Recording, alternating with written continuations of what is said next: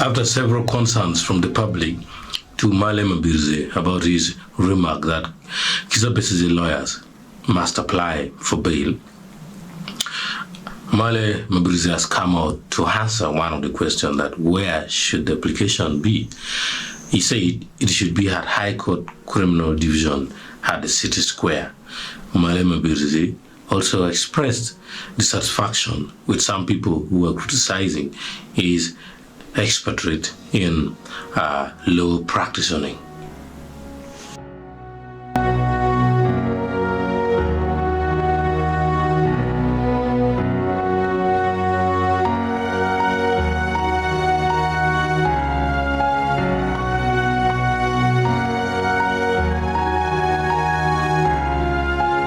Counsel. Yes, sir. I've seen comments on your interview that Besigye should apply for bail, and people are asking which court. Which court? Yes. I've answered people them. Want to know. I've answered and they have a right.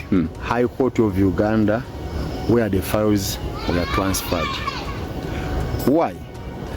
I'll repeat, and I've already said, that the judgment of the Supreme Court clearly, in plain words, refused to release Besigye and other persons in prison.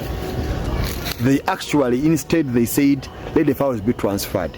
So the files were transferred, and what is the trial court in a civil court? That's the High Court of Uganda.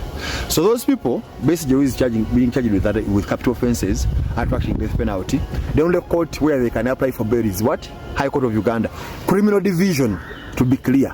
Criminal Division. So that's where those bail applications should be handled, because that's where the files were transferred. But counsel, it's not High Court that remanded them. Yes, but but the Constitution was interpreted by the Supreme Court to say that although the High Court never remanded, although the court martial remanded them, let the files be transferred to High Court.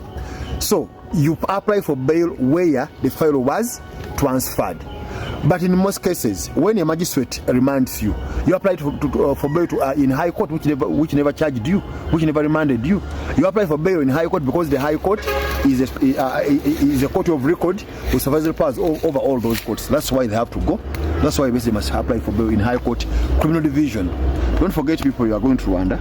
It's African Court of Justice. The session has started. The fundraising is by 0701 881231 and 78763086. Counsel. Yes, sir. I have seen Supreme Court decree in court martial. How important is that document? On court martial order? On court martial order. A decree is not an important document in a constitutional petition. That used to be when our courts were emphasizing technicalities and formalities. But with the coming into force of the 1994 Constitution, under Article 257 of the Constitution, a court decision is defined to mean a decision of court.